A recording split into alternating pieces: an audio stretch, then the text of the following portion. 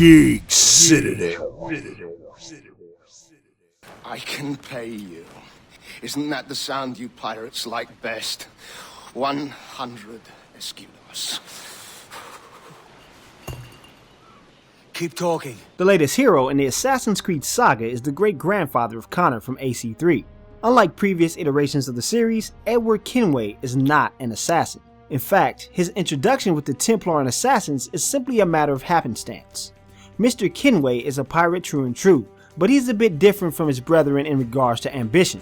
Edward doesn't want to loot and plunder until he's old or swinging from the gallows. He has aspirations of owning land and becoming a king among pirates. Jesus, will you listen to your tripe? Still dreaming on about that strumpet back in England when you could have any Betty you wanted here and now. Ah, such lofty goals for you gents. And here I thought I was in the company of scoundrels. And the best way to achieve this goal is to find a secret treasure called the Observatory. Edward will take to the sea in the biggest open world experience this series has ever known. I had my concerns when I originally learned that the next Assassin's title would involve pirates, but hallelujah, I have seen the light. The best description for the experience is that this is Sid Meier's Pirates on a much grander scale. You will face the harshness of storms, battle it out with other ships to destroy or board them for maximum booty pillaging. Wait, that's not what I meant. Or is it? Whatever, you can get a lot of treasure. In essence, the idea is to destroy ships and steal their cargo to upgrade your own. Kenway and his crew can take down forts, go whale and shark hunting, dive deep under the ocean to find hidden locales, or follow a treasure map to fulfill the dream of obtaining booty. There are almost no boundaries to the life of piracy, and that's not even counting the wide assortment of normal Assassin's Creed gameplay we're used to. You know, taking on assassin and naval contracts, participating in activities, and collecting every item available in the world. The story is light years better than the bland story of Connor, and it feels good to be outside of the typical Assassins versus Templar template. Edward Kenway is brash and lively, and he wears his lust for freedom and wealth on his shoulders. It's a good thing that he's fantastic in a sword fight because his opportunistic ways always get him into trouble. Combat does not change from what you would expect from an Assassin's Creed title. It isn't as lenient on the counter system as before, but for the most part the gameplay is much easier. Edward Kenway has never trained in the assassination arts, but he sure does fight exactly like one. He has an easier time at defeating foes and his combat is a bit more fluid as a result. The same goes for his ability to climb about the environment. The entire every appendage is a movement control scheme is now officially abolished in Assassin's Creed 4. Kenway will adapt to his surroundings and perform shoves and jumps with minimal input from the player. Of course, that doesn't alleviate the often wonky controls and janky combat animations, but it helps identify that it's all the game's fault and not yours. Ship combat is a different beast altogether, and it's the most improved and engaging portion of the game. You'll start out on the high seas, destroying gunboats and schooners, and move on to large ships like frigates and man-o'-wars. Taking on a large ship can often be a daunting task with weaker equipment, but advancing her defenses and cannon fire will bring them down a peg. Do not get it twisted though. If you find yourself to be too much of a scurvy dog, you'll have a fleet of ships and bounty hunters floating in to send you to Davy Jones's locker.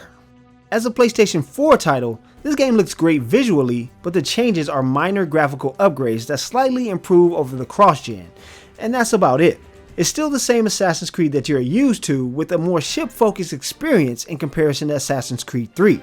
It has better foliage, character models, and a higher draw distance, but even if you don't own a PS4, you aren't going to miss out on any new experiences. AC4 features the best ship combat and free roaming experience in an open world game. It is always providing the player with some new challenge around every corner. Heading out to sea and taking down a large vessel for their cargo is always a thrilling endeavor. And partaking in the social experience Kenway's fleet is a nice little pastime for earning cash for your crew. Assassin's Creed 4 receives 4 stars out of 5 from Geek Citadel.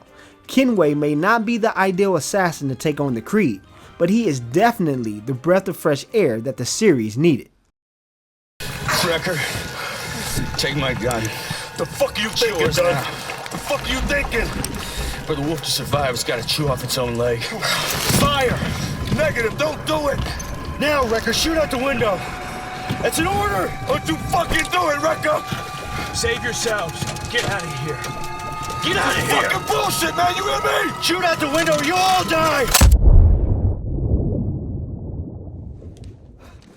I absolutely adore the Battlefield series, but Battlefield 3 really didn't nail me like Bad Company 1 and 2 did. I was hoping that Battlefield 4 would extend the defibrillator to the lifeless corpse of the love that I once had for it. Instead, it resuscitated me and brought my love back to the living, stunned and confused. But before even a few heartbeats could pump, another charge of electricity pulsed through the love I had for it and burned it to a crisp. Battlefield 4 is a game that should never have left EA's development cycle this early. When I'm not reviewing games as a hobby, I work as a quality assurance tester for video games as a day job. Generally, I ignore minor flaws in a game I'm playing at home. Battlefield 4, on the other hand, set off my tester alarm only about 20 or so minutes into gameplay. The single player is absolutely broken and uninteresting as a result. I have actually compiled a list of fun things you can experience in Battlefield 4. Number 1, you can fall outside of the map on various levels. Number 2, watch your squad mates do absolutely nothing, even in a heavy firefight. Number 3, find some soldiers standing in a corner in front of a backdrop of a city and nothing else. Number 4, walk through a metal barrier and shatter it into pieces. Number 5, shatter a metal barrier into pieces with your body and crush a car. Number 6, lie down in front of a man and look through his eyeballs into the ceiling. Number 7, take some gunfire through an impenetrable window. Number 8, enjoy the view of the enemy, ignoring bullets from your squad in an all-out attempt to kill you. Number 9, get pushed around by everyone as if you don't even exist.